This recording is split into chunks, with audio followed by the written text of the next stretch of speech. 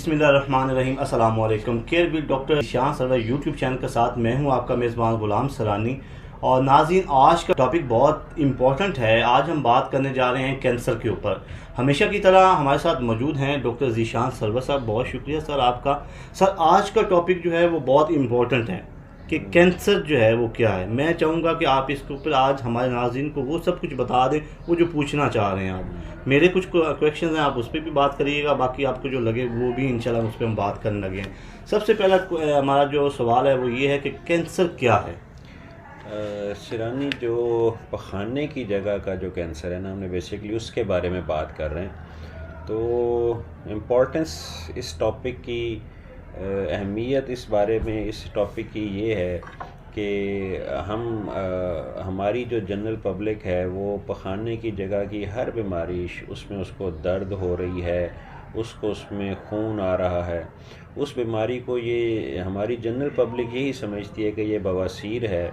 और वो फिर मार्केट में कुछ टोटके राइज हैं या अपने किसी कुलीग या अपने किसी दोस्त के साथ जिसको इस तरह का मसला रहा हुआ है, जिसको बवासीर रही हुई है, उससे बात करते हैं। और जो उसने इलाज शुरू किया हुआ है, जो इलाज उसने किया और जिससे उसको अफाका हुआ, उसी इलाज को हमारी जनरल पब्लिक में लोग उसको ख़ुद अपने ऊपर इस्तेमाल करना शुरू कर देते हैं। और बग़ैर किसी तशख़ीस के, बग़ैर किसी मौलिज के, मुआयने के, हम उसको बवासीर समझते हैं और उसका इलाज करना शुरू कर देते हैं। और बहुत कम लोगों में ये इम्कान है ज़रूर, लेकिन होता है कि बंदे को बवासीर नहीं होती, वो बेसिकली उस जगह का सरतान या कैंसर होता है।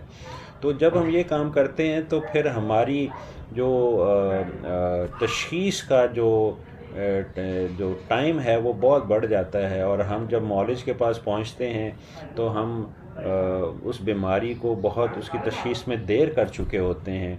और कई दफ़ा ऐसे मरीज़ भी हमारे पास आ जाते हैं कि जिसमें हम वो इस स्टेज तक जा चुके होते हैं कि हम उनके लिए कोई तरीका इलाज उनके लिए हम नहीं कर सकते, क्योंकि वो बीमारी हमारे तरीका इलाज से बहुत आगे चली गई होती है।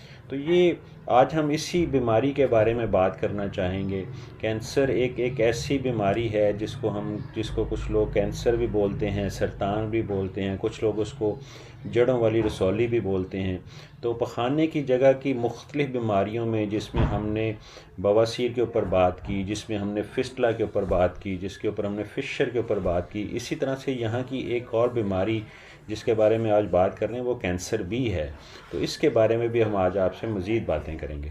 अलामात कैसे जाए। हाँ, जैसे मैंने अभी आपको बताया कि कैंसर, जो इस जगह के कैंसर की जो अलामात हैं ना, वो इस जगह की बाकी बीमारियों की अलामात से बहुत मिलती जुलती हैं।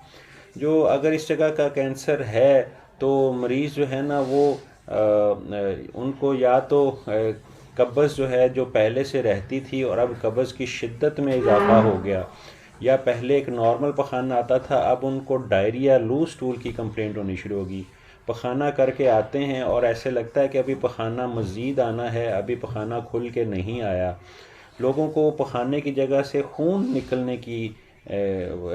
निकलने की अलामत भी आती है। इसी तरह से पखाने की जगह पे दर्द भी होती है। ये सारी वो अलामात हैं जो कि पखाने की जगह के कैंसर की सूरत में आ सकती हैं। अब आप हमारी पुरानी वीडियोस भी देखें तो आपको महसूस होगा कि ये तो सारी तकरीबन वही अलामात हैं जो बाकी बीमारियों में भी होती हैं। इसलिए बड़ी शिद्दत से, बड़े गौर के साथ इन चीज़ों को देखने की ज़रूरत है। कैंसर जब इस जगह से फैल जाता है, आगे चला जाता है और वो आगे पेट में और जिगर में और छाती में भी चला जाता है, तो फिर कुछ अलामात और भी इसके अंदर आ जाती हैं, जिसमें पेट का फूल जाना, पेट में पानी का पड़ जाना या यरकान का हो जाना। तो ये जब ये वाली अलामात आती हैं तीनों जो मैंने अभी आपको बताई, तो इसका मतलब है कि ये कैंसर जो है ये उस जगह से फैल के बाकी सारे जिस्म में सरायत कर चुका है। तो अलामात आप देखें तो ये तकरीबन उस तरह की मिलती जुलती अलामात हैं जो इस जगह की बाकी बीमारियों के अंदर भी हैं। इसलिए बड़ा गौर से इन अलामात को देखने की ज़रूरत है। सर, अलामात का हमें पता चल गया, अब इसकी तशख़ीस जो है हम किस तरह कर सकते हैं। तशख़ीस के ऊपर हमने जैसे बार बार बात की کہ پخانے کی جگہ کی جو بھی علامت ہو اس کو کبھی بھی، آج بھی ویڈیو میں نے آپ سے سٹارٹ اسی پہ لیا کہ پخانے کی جگہ کی کوئی بھی علامت ہو، کوئی بھی مسئلہ ہو، کوئی بھی بیماری ہو، اس بیماری کو اپنے طور پہ اس کی تشخیص نہ کریں. آپ کو ایک ماہر معالج سے ملنے کی ضرورت ہے اور اپنا معائنہ کروانے کی ضرورت ہے. جو معالج ہے وہ اپنی انگلی کے ساتھ اور ایک اوزار جسے ہمیں پروکٹوسکوپ بولتے ہیں، ان کے استعمال کے ساتھ وہ دیکھ کے معائنہ کر کے آپ کی تشخیص کرے، اور اگر وہاں پر ان کو کینسر کا شک پڑے تو پھر وہاں سے ٹکڑا لے کے اس کی بائپسی کرنا، اس کا ٹیسٹ کر کے ہم کنفرم کر سکتے ہیں کہ ہاں جی یہ جو بیماری ہے یہ بواسیر نہیں ہے، یہ بیماری فسٹلا نہیں ہے، یہ بیماری فشر نہیں ہے، یہ بیماری ایکچولی کینسر کی بیماری ہے جس کو علاج کی ضرورت ہے، اور جلد از جلد علاج کی ضرورت ہے تاکہ ہم اس کو ارلی سٹیج میں اس کا علاج کر سکیں اور مریض کو بہتر طریقے سے فائدہ دے سکیں. آج ہے وہ ہم کس طرح سے اس کا کر سکتے ہیں؟ علاج سرانی، علاج جیسے میں نے آپ کو بتایا کہ کچھ علامات ہوتی ہیں جب کینسر پخانے والی جگہ پہ رہتا ہے، اور کچھ علامات ہوتی ہیں جب پخانے والی جگہ سے نکل کے سارے جسم میں سرایت کر جاتا ہے تو علامات مختلف ہو جاتی ہیں. اسی طرح سے کینسر کا علاج بھی جو ہے نا وہ بھی یہ اس کی سٹیج پہ منحصر ہے. اگر شروع کی سٹیج میں مریض آ جائے اور مریض ابھی بیماری بہت پھیلی ہوئی نہ ہو تو اس کو آپریشن کر کے اس کے اس کینسر کو نکالا جا سکتا ہے. کچھ لوگوں میں یہ آپریشن اس نوعیت کا ہوتا ہے کہ ہمیں پخانے کا راستہ نارمل رکھ سکتے ہیں، لیکن کچھ لوگوں میں کینسر کی نوعیت اس طرح کی ہوتی ہے کہ پخانے کا راستہ ہمیں نیچے سے بند کر کے پیٹ پہ پرمننٹ طور پہ نکالنا پڑتا ہے. اب یہ آپریشن کینسر کے اندر آپریشن علاج کا ایک حصہ ہے. آپریشن کے بعد جب ہم وہ سارا ٹیسٹ کرواتے ہیں تو پھر ہم دیکھتے ہیں کہ کیا مریض کو مزید انجیکشنز کی، جس کو ہم کیمو تھراپی بولتے ہیں، یا شعاعیں لگانے کی ضرورت ہے یا نہیں. اس طرح سے جو اس کیمو تھراپی اور ریڈیشن تھراپی اور آپریشن سارے مل کے طریقہ علاج کو مکمل کرتے ہیں. کچھ لوگوں میں ہمیں کیمو تھراپی اور ریڈیو تھراپی آپریشن سے پہلے دینے کی ضرورت پڑتی ہے، کچھ لوگوں کو آپریشن کے بعد دینے کی ضرورت پڑتی ہے. لیکن یہ ساری چیزیں مل کے یہ ساری چیزیں مل کے اس کا طریقہ علاج مکمل کرتے ہیں. بالکل سر. آپریشن سر ہو گیا، اس کے علاوہ جو ہے پھر اس کی جو ہے احتیاط کیا کی جائے گھر میں رہ کر اور ہاسپٹل کے اندر؟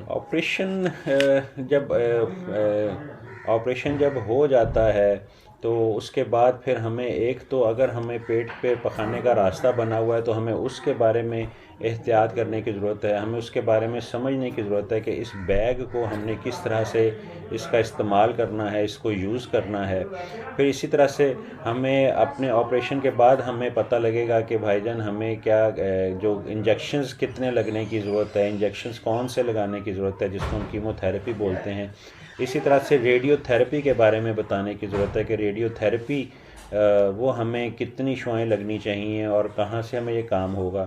تو یہ اس طرح سے، اور پھر ہمیں فالو اپ میں رہنے کی ضرورت ہے. ہمیں کو ہر 6 مہینے کے بعد اپنے معالج کے پاس واپس آنے کی ضرورت ہے اور ان کو دکھانے کی ضرورت ہے، ان سے باتیں کرنے کی ضرورت ہے، تاکہ اگر خدا نخواستہ یہ کینسر دوبارہ ہو تو ہم اس کے بارے میں اس کو جلدی اس کو کیچ کر سکیں اور اس کا علاج کر سکیں. بہت شکریہ آپ کا. آج کا ٹاپک واقعی بہت امپورٹنٹ تھا. بہت سے لوگ اس حوالے سے سوچتے رہتے ہیں کہ کیا کریں. تو جیسے ہم سروے کر رہے تھے یونیورسٹی کے حوالے سے بھی، تو اس میں کافی چیزیں کھل کے سامنے آئی ہیں، اس پر بھی انشاءاللہ بات کریں گے. تو بہت شکریہ آپ کا. تو ناظرین، آج کا ٹاپک بہت ہی امپورٹنٹ ہے ہمارے لیے بھی اور آپ لوگوں کے لیے بھی. اس کے کیا چیزیں ڈاکٹر صاحب نے کہی ہیں ان پہ آپ نے عمل بھی کرنا ہے. ساتھ اپنے میزبان غلام سرانی اور ڈاکٹر ذیشان سرور کو دیں اجازت. انشاءاللہ نیکسٹ ویڈیو میں پھر ملتے ہیں. اللہ نگہبان.